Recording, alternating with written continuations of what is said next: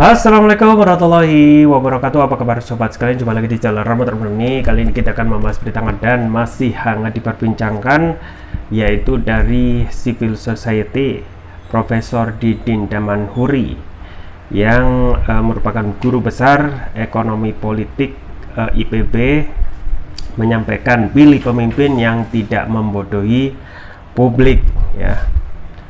Dan ini disampaikan ya untuk mengingatkan kepada calon presiden bahwasanya masih banyak ya tujuan dari negara yang belum direalisasikan, termasuk secara teknis PR-PR pemerintah sebelumnya yang belum bisa direalisasi dan masih banyak kekurangannya. Nah, ini sesuai yang dilansir oleh rmol.id. Langsung saja kita baca dan kita ulas. Prof. Didin Damanhuri, pilih pemimpin yang tidak membodohi rakyat. Republik Merdeka, masyarakat sudah cerdas dalam memilih calon presiden yang dapat melakukan perubahan fundamental dan mencerminkan tujuan nasional yang termaktub dalam pembukaan Undang-Undang 1945. Begitu disampaikan Guru Besar Ekonomi Politik Institut Pertanian Bogor IPB, Profesor Didin S. Damanhuri, usai menghadiri acara diskusi Forum Negarawan yang membahas soal kriteria pemimpin nasional di Ruang Balerung Pahlawan Museum Satria Mandala Jakarta Minggu. Pemimpin nasional menurut saya sederhana saja, dia harus mencerminkan tujuan nasional yang termaktub dalam pembukaan Undang-Undang 1945. Itu kriteria yang utama, ujar Didin kepada wartawan. Menurut Didin, pemimpin harus melindungi seluruh warga negara, memajukan kesejahteraan umum, mencerdaskan kehidupan bangsa, dan bertanggung jawab terhadap perdamaian dunia berdasarkan keadilan sosial dan sebagainya. Itu pemimpin yang harus sudah dirumuskan oleh Founding Fathers, kata Didin. Didin pun menyerahkan pimpinan capres kepada masyarakat. Yang terpenting masyarakat memilih pemimpin yang bisa mencerminkan tujuan nasional tersebut. Kalau menurut saya, rakyat sudah cerdas mana yang bisa mensejahterakan rakyat dan mana yang tidak melakukan pembodohan publik. Kebalikan dari mencerdaskan kehidupan bangsa, pungkasnya. Ya itu ya sobat sekalian dari Prof. Didin Damanhuri, ya, Guru Besar Ekonomi Politik dari IPB, yang juga menyampaikan ya pentingnya untuk memilih pemimpin yang tidak membodohi rakyat. Dan kita sudah benar-benar ya banyak sekali PR di negara saat ini, dan kondisinya ketika masa pemerintahan Presiden Jokowi yang 2 periode ini seakan apa yang disampaikan kembali terkait tujuan ya negara dalam pembukaan Undang-Undang 1945 ini ya bisa dibilang masih jauh panggang dari api, ya. Banyak sekali hal-hal yang tidak berkesesuaian ketika awal tentu saja masa pemerintahan Presiden Jokowi itu ya banyak janji-janji diobral, ya. Tetapi keinginan ataupun kepercayaan ya ekspektasi yang tinggi dari janji itu ternyata memang tidak bisa dipenuhi, dan banyak dalam tanda kutip ya bohongnya gitu ya. Misalnya tentang janji tidak akan impor, ya, yang saat ini justru impor malah gila-gilaan, ya. Misalnya impor beras, ya. Dan kita ketahui kondisi para petani di Indonesia sangat sangat miris gitu ya. Ketika mereka berpikiran untuk mendapat ataupun senang ya gegap gempita ketika ada panen raya yang terjadi, justru ya pemerintah melakukan impor gila-gilaan sampai puluhan juta ton beras, dan tentu itu ya membuat hati ya para petani yang sudah sumringah itu langsung ya berubah menjadi murung karena potensi kerugian itu sudah di depan mata.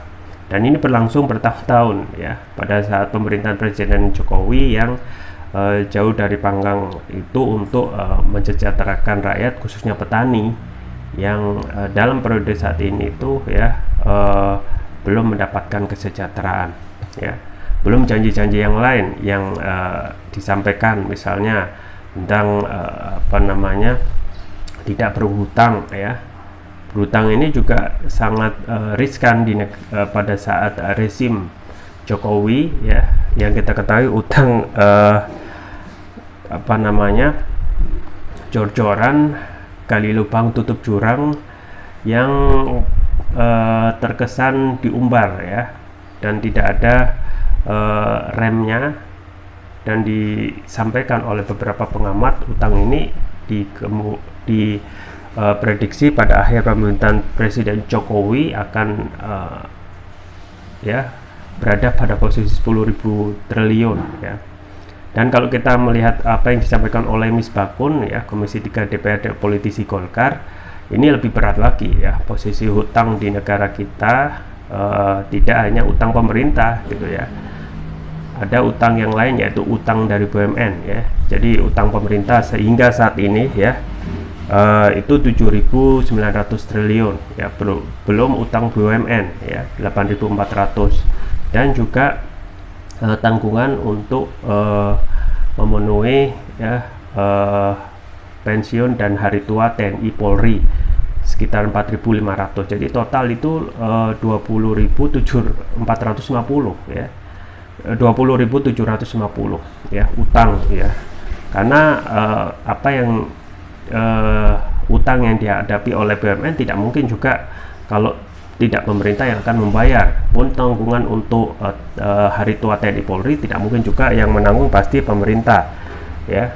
Jadi kalau kita melihat hitung-hitungan Misbakun ya bisa dianggap ya masuk akal, karena semuanya pasti yang membayar pemerintah ya, dan semuanya dari pajak dari rakyat, dan akhirnya pajak rakyat juga yang menanggung semua itu ya.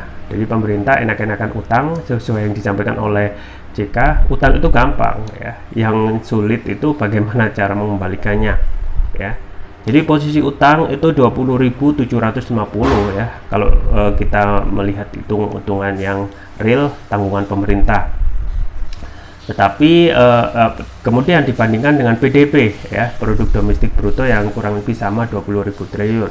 Padahal undang-undang itu sudah memberikan batasan utang maksimal 60 ya, 60% dari PDB.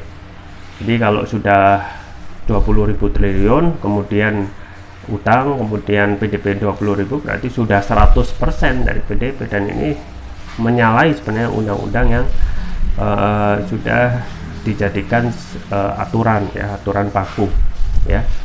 Jadi terkait dengan pemenuhan undang-undang pun itu juga memberikan banyak sekali pertanyaan ya, banyak sekali aturan undang-undang itu yang dilanggar ya. Apalagi kalau kita melihat ya undang-undang yang dikeluarkan ataupun disepakati setujui oleh DPR ya, yang sangat menyiksa rakyat, terutama kaum buruh, yaitu undang-undang Omnibus Law. Hingga saat ini ya belum ada itikat baik dari DPR untuk mendengar aspirasi rakyat ya. Jadi undang-undang Omnibus Law itu dari awal sudah cacat ya, sudah cacat dalam hal pembentukan dan juga dukungan dari mayoritas rakyat yang harusnya itu menjadikan sebagai dasar untuk mengeluarkan ataupun menyetujui undang-undang. Jadi undang-undang Omnibus Law kita ketahui inkonstitusional bersyarat ya, disampaikan oleh MK ya. Nah, kalau sudah inkonstitusional sebenarnya dibatalkan ya, tetapi ini diberikan masa waktu jeda 2 tahun untuk merubah atau merevisi undang-undang yang ada ya. Dan sontak ya, karena kebiasaan pelanggaran konstitusi itu sudah sering dilakukan oleh pemerintah, pun itu berlanjut hingga saat ini ya, untuk undang-undang Omnibus Law yang harusnya diperbaiki ya, kemudian dilakukan diskusi secara terbuka untuk mendapatkan kesepakatan rakyat, justru pemerintah ya tidak melakukan hal itu dan mengeluarkan Perpu ya. Dan setelah itu beberapa bulan sudah menjadi undang-undang ya. Jadi klop gitu ya, setiap pelanggaran konstitusi itu terus-menerus berlanjut, dan seakan tidak ada yang bisa mengontrol pemerintah Dan memanglah gitu ya, kalau kita melihat konstelasi yang ada saat ini, partai politik yang sudah dirangkul sebagian besar masuk dalam kekuasaan akan sangat sulit sekali untuk melakukan kontrol terhadap kebijakan pemerintah. Tidak mungkin juga ketika sudah dirangkul dalam istana ya, melakukan kritik dari dalam, itu akan sangat sulit sekali. Dan memang ini sangat berbeda ketika kita melihat dan juga ya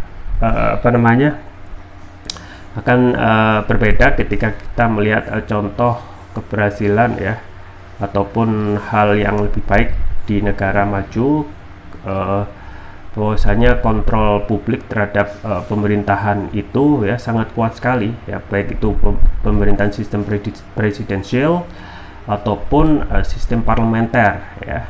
Nah, misalnya kita contoh di Inggris ya. Di Inggris ya, negara maju, meskipun kita sama-sama ya, di situ ada